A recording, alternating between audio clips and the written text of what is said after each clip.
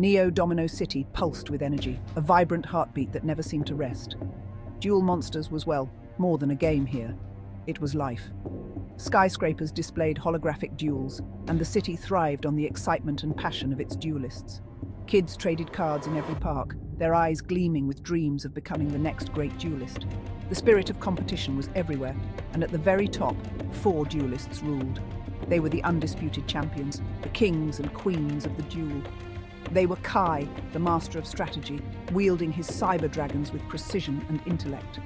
His every move was calculated, every card played with purpose. Then there was Anya, the queen of prediction, commanding her spellbooks. She could foresee her opponent's moves, making her nearly unbeatable.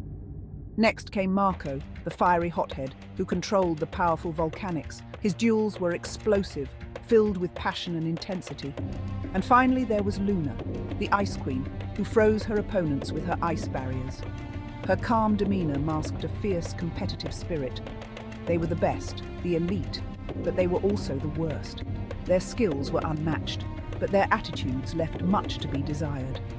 These duelists craved fame and victory. They basked in the adoration of the crowd, their egos growing with every win. They forgot the real spirit of the game, the joy of the duel, the camaraderie, the respect for one's opponent. They treated their cards like tools, mere instruments to achieve their goals. The heart of the game was lost. They saw their opponents as obstacles. Respect was lost. Humility was gone. The essence of Duel Monsters was fading. They were blinded by their own success, unable to see the path they were on. Their arrogance knew no bounds, and they were about to learn a harsh lesson. The city that once celebrated them would soon challenge them, forcing them to rediscover the true meaning of being a duelist. If you enjoyed this tale of dueling champions, don't forget to subscribe, share, and like. Join us for more epic stories and thrilling duels. The disrespect was clear. Kai tossed his cards aside after a victory. He never even looked at his defeated opponent. His arrogance was palpable, a stark contrast to the respect the game once commanded. Kai's actions were a slap in the face to the spirit of competition. Not even worth my time. Kai's words echoed through the hall, a testament to his disdain for anyone he deemed inferior. Anya smirked at her opponent's strategies. She acted like they were beneath her. Her eyes gleamed with a cold, calculating look, as if she was already planning her next move, dismissing her current opponent as a mere stepping stone. Is that really the best you can do? Anya's voice dripped with sarcasm, her words cutting deeper than any card could. Marco yelled at his cards when they failed to perform. He blamed them for his own mistakes. His frustration was a spectacle, a display of his inability to accept his own shortcomings. Useless! You're all useless! Marco's rage was a common sight, his temper flaring at the slightest hint of failure. Luna treated her opponents like insects. She never acknowledged their skill. Her sneer was a permanent fixture, a constant reminder of her disdain for those she faced. Pathetic. You don't even deserve to duel me. Luna's words were a dagger to the heart, her contempt for her opponents evident in every syllable. Their behavior disgusted the true duelists of Neo-Domino City. The once noble game was now tainted by arrogance and disrespect. The true duelists watched in dismay as the spirit of the game was overshadowed by ego. Neo-Domino City, a place where honor and skill were once revered, was now a battleground of pride and disdain. But no one dared to challenge them. They were too powerful. They were too feared. But everyone knew something had to change. The arrogance was poisoning the game. Little did they know, a change was coming.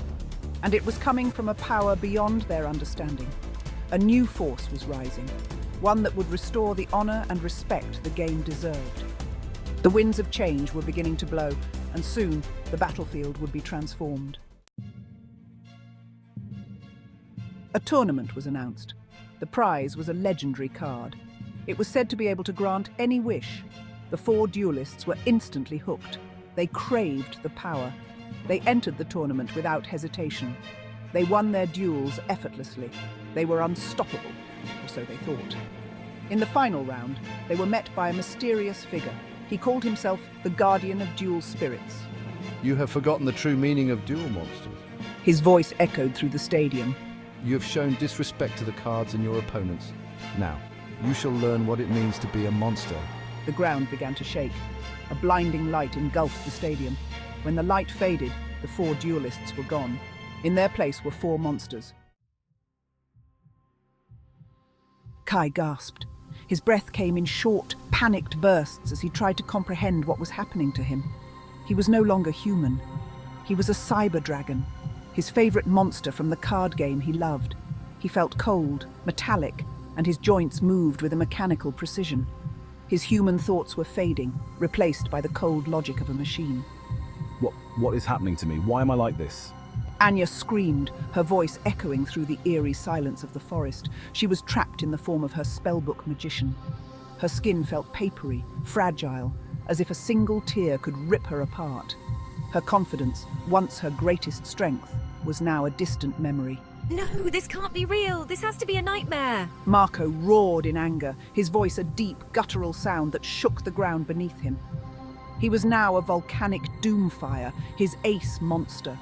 He felt the burning rage of the volcano coursing through his veins. His temper was out of control, and he could feel the heat radiating from his body, threatening to consume everything around him.